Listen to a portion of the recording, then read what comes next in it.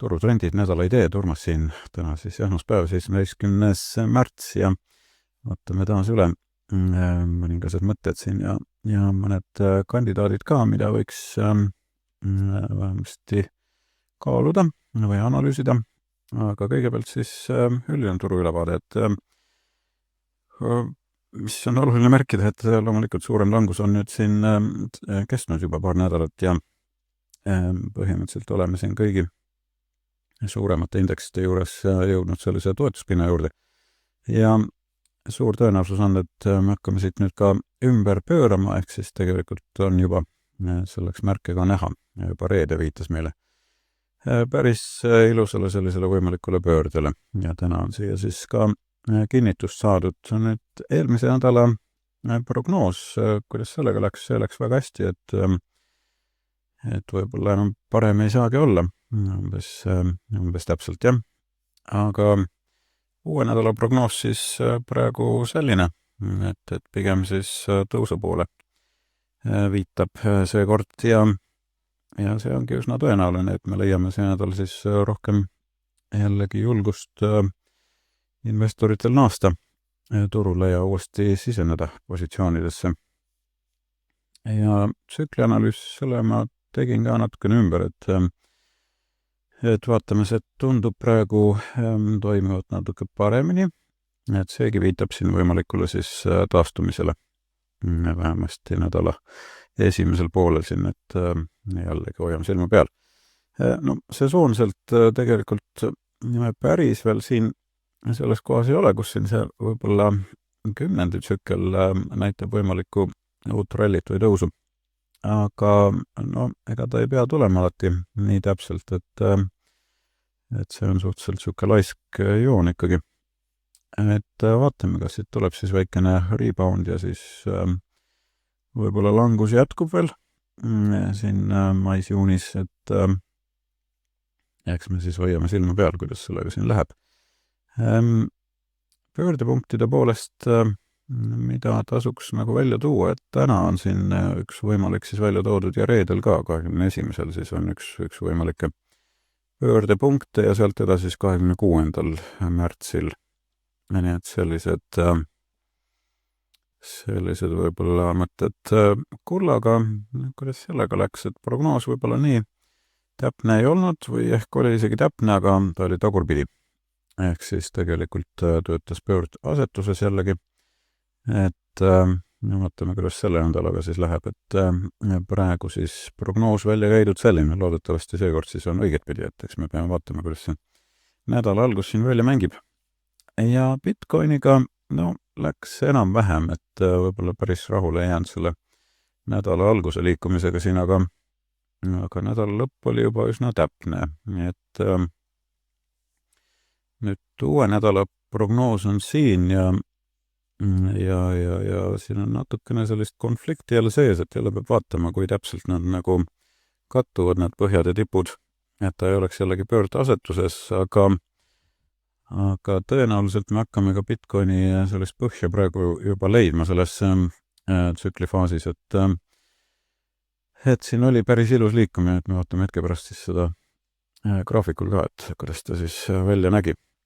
Nüüd Nvidiaga läks ka täitsa nagu plaanipäraselt, et nii nagu siin see lühem tsükli analüüs näitas, et põhimõtteliselt oli meil siin põhi eelmise nädala lõpus ja nüüd, või tähendab üle-eelmise nädala lõpus, ja nüüd eelmine nädal siis on turg natukene taastunud. No vaatame, kuidas ta siit nüüd edasi hakkab käituma, et põhimõtteliselt see soonselt selline tsükli põhi saabub Nvidiale tegelikult alles aprilli keskpaigas, aga tõenäoliselt hakkab siit juba natukene ehk tugevust näitama. Et jällegi hoiame silmad lahti, et siit võib tulla päris häid ostuvõimalusi. Mis siin ideedest on nagu käimas, et MKTX siis sai 10. eelmine nädal välja käidud ja siin oli siis väike tees, et hakkab siit need ümber pöörama ja ülespoole liikuma. Ja nädala jooksul ta tõepoolest siin pisut tugevust näitas, et võib-olla mitte nii palju, kui oleks oodanud, aga siiski tuli ka siit CMS-signaal. Et no hoian silmad lahti, siis Starbucks oli siis lühike idee, et ma panustasin siin languse peale ja tõepoolest see langus on olnud üsnagi terav ja hind läks seal teesi järgi ilusti sinna suunas, kuhu ma eeldasin, et ta läheb. Ja ma arvan, et tal on siin veel minna küll, praegu natukene on tagasi tõmbunud, aga jah, hetkeseisuga mu tees ikkagi on see, et ta langeb edasi. Nüüd 24. veebruar sai välja käidud siis MKC, mis on päris ilus sesoonne play, et siin ta tegi väga hea tõusu, aga päris selle viimase targetini siin välja ei jõudnud. Et siis ta tuli jällegi siia tagasi selle sisenemispunkti juurde ja täna on ta jällegi hakanud uuesti üles liikuma, nii et endiselt tehing lahti ja vaatame, kuhu ta siis välja jõuab. Hershey ka, et siin oli ka päris ilus liikumine algselt ja vahepeal ta nüüd natukene siin andis järele, aga siiski vaatame võib-olla seda graafikut ka, et siis kus ta meil täna on, või see pole see, mitte see. Hershey, jah, nii. Et pisut andis järele siin, aga praegu siis jah, endiselt see tees on jõus, et need esimesed targetid on siin juba ammu saavutatud, aga veel osa sellest on praegu käigus siin. Et sellised mõtted ja kui vaadata neid suuremaid, et pöördepunkte me siin juba vaatasime, et üht-teist siin toimumas on, vaatame, kuidas selle tänasega siis läheb. Muidugi on oht ka, et ta hakkab siit jällegi allapoole pöördama, aga siiski tsüklianalüüs praegu näitab vastupidist mulle, et ja mis kullaga toimub, kuld on siin teinud siis uusi rekordeid taas, et see tipp, mida ma arvasin siin olevat üsna tugev, siiski sai veel kord murtud, et seda jõudu ülespoole liikuda on ikkagi olnud päris palju ja selle 3000 piir sai ka nüüd ära murtud siiski. Et ilus ümmargune number ja siuke psühholoogiline tase ka, et eks me siis vaatame, kas siit nüüd hakkab nüüd järgi andma või suudab veel edasi minna. Nafta ikka endiselt püsib negatiivses trendis, et siin ei ole midagi väga muutunud ja Bitcoin, et kui seda nüüd natukene lähemalt vaadata, et siin on see trendijoon, mis mul on siin juba päris ammu nii-öelda mängus olnud, et see on siis hakanud praegu siis toetuspinnaks siis selle esmaspäevase seisuga, eelmise esmaspäeva seisuga. Et ja tsükliliselt ka on Bitcoin ikkagi õige pea hakkama ilmselt ülespoole jällegi liikuma. Nii et otsime ja ootame siin võimalikku ostusignaali. Ja siis võiks juba liikumine olla suhteliselt ilus, kui me saame trendimuutusega kätte. Tallinna börs on hakanud siin negatiivsemat trendi näitama, et siin võib-olla tasub jällegi ettevaatlik olla, et see tipp, mis siin oli 21. veebruaril, on praegu siis pidama jäänud.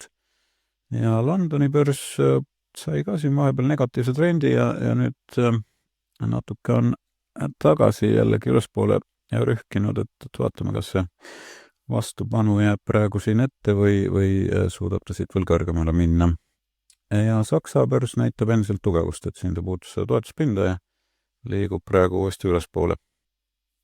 Et vaatame need suuremad ka siis üle, et siin Apple'i koha pealt trend on praegu ilmselgelt allapoole, aga päris ilusat sellist lahknevust ja võimalikku tsüklipõhja ka näitab, et kui ta siit nüüd allapoole enam ei kuku, siis on üsna ilus tõenäosus, et ta leiab siit ka uue suuna ülespoole, aga tasub praegu siis veel olla ettevaatlik.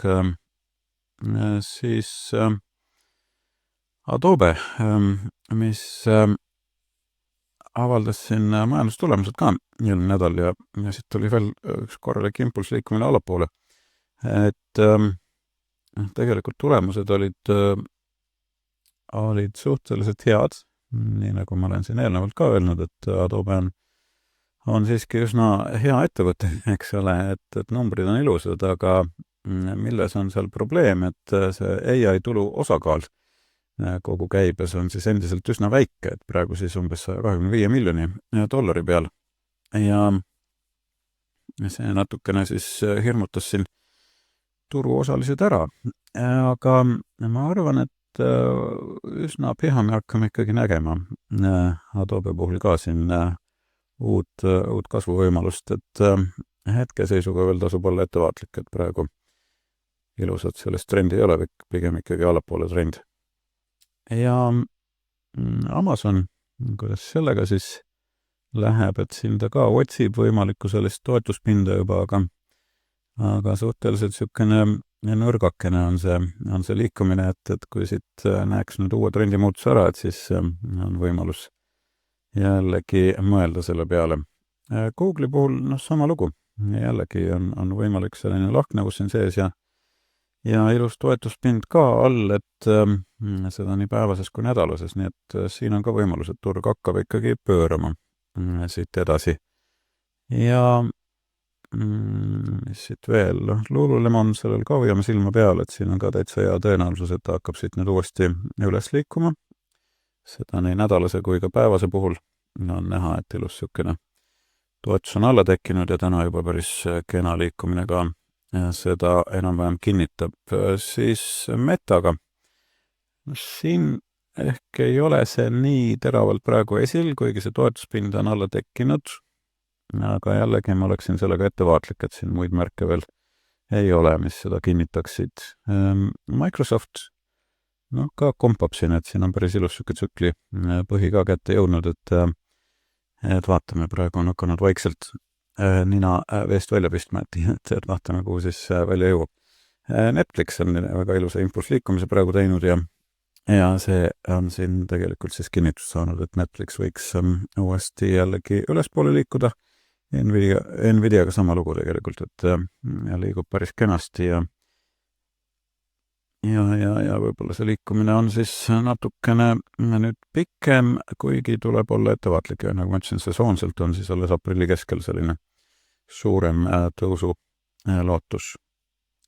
Palantir, seegi on siin sellist põhja leidmas, kuigi üsna nõrk on see praegu, et olen selle koha pealt ettevaatlik. PayPal samuti praeguse seisuga veel väga head tugevust ei näita, olgugi et märgid on, et ta võib hakata siit nüüd uuesti tugevust näitama ka.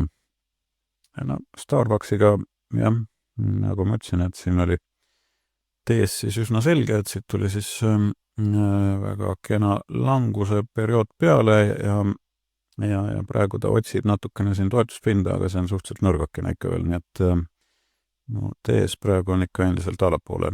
SoFi on siis samamoodi oma põhja siin otsimas, aga jällegi tundub jällegi üsna nõrk selles valguses siin. Mis veel? Teslaga põhimõtteliselt jah, siin on palju negatiivseid uudiseid ja igasugust trolli selle Elon Muski ümber ka, et aga siiski, ta on hakanud leidma siit võimalikku toetuspinda nii nädalases kui ka päevases, et võimalus on, et ta hakkab siit nüüd uuesti ikkagi ülespoole liikuma, aga tahaks näha siis ikkagi mingisugust tehnilist kinnitust ka sellele, et aga tõenäosus on praegu juba üsnagi hea. Uber, otsib ka siin väikest sellist pöörde kohta, aga jällegi üsna niisugune nõrgakene on praegu. Et selline pilt ehk selleks nädalaks. Ma loodan, et sellest on abi, et kui leiad, et sellest sisust võiks ka tulevikus kasu olla, et siis kindlasti pane like või pane kommentaar, et ma saan ka aru, kas teen õiget asja või soovite hoopis midagi muud näha. Igal juhul mina tänan ja soovin edukat nädalat, kõike head teile!